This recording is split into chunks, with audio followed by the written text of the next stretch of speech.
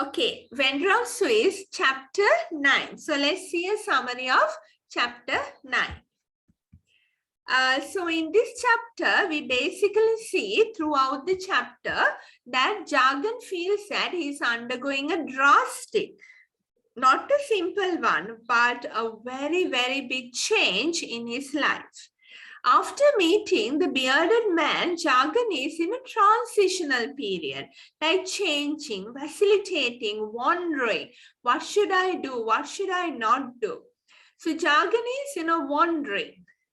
Is it a good idea to buy the plot of land and ruin Mali's future without giving him money? Right? Or what should I do? So he's thinking quite a lot because he has come to a particular juncture or to a particular place in his life that he has to take a decision. He feels it. And also, Jagan gets another chance to talk to Mali. Mali directly confronts or meets the father to ask money for the business. And Jagan bluntly, just says no and refuses to give money. So Mali is angered and frustrated and says that, okay, then Grace has to be sent back home because we don't have money. I don't have money to sustain her.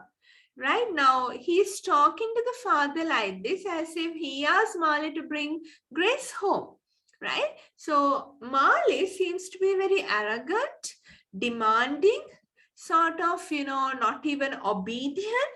So all this behavior, the way he talks, the way he behaves, and the pressure that is coming because of Mali's work make Jagan actually, feel easy to take his decision. And when Mali talks about Grace going, Jagan actually feels a little bit, taken back. He's taken back. He's shocked because Jagan loves his daughter-in-law amidst all that's happening. Sometimes he wonders, is she also, plotting with Mali and trying to get my money? Right? Is she actually kind? She looks kind. Jagan, first of all, thought that she's right. Very nice and very kind and caring. She tries to cook for me. She cleans the house. She tries to be an Indian wife. She wears suitable dresses, etc., etc. But then later on, he wonders, is she also plotting with Mali? Is her smile a kind of a bogus or a lie, right? But still, amidst all what's happening, Jagan loves his daughter-in-law because it is she who fills a serious gap in the house by being a mediator, and it is she who has brought light to the house, as Jagan says, after such a long period with a feminine touch. So she is the one who puts flowers or even margusa and then draws patterns on the compound, etc.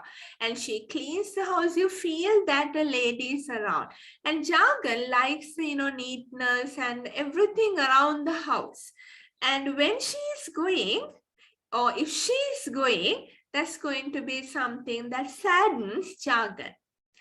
And anyway, Jagan becomes quite lost in between his mental distress, or he's really worried, stress, atate, and Mali's Eurocentric viewpoint. Mali does not descend or come down from his position. He thinks in a particular way, my business is right, my business will work, the father should give money, right? So he doesn't try to change. He doesn't try to understand. He doesn't try to find money by even accepting the shop. And we see that Mali has a lot of pride in the way he talks and very disobedient, right? He's only demanding. So all this make Jagan come to a rather, easy position to take a very good decision. So by the end of chapter 9, actually, we see that, poor Jagan, what has happened? Right? What has happened? Jagan is so worried about everything around him. So basically, in chapter 9, we see how much distressed Jagan is, how much worried, and how much helpless he feels. And also, he feels something is really going on. Grace is not around to be seen. He has gone to see her friends. And if you have read the rest of the novel, you all know that, there is sort of separation coming in. Grace is needed to be, sent back in Mali's words. And there will be a kind of a shocking revelation in the next chapter. So chapter 9 thus concludes in a kind of a distressing manner. We feel actually sad about poor Jagan.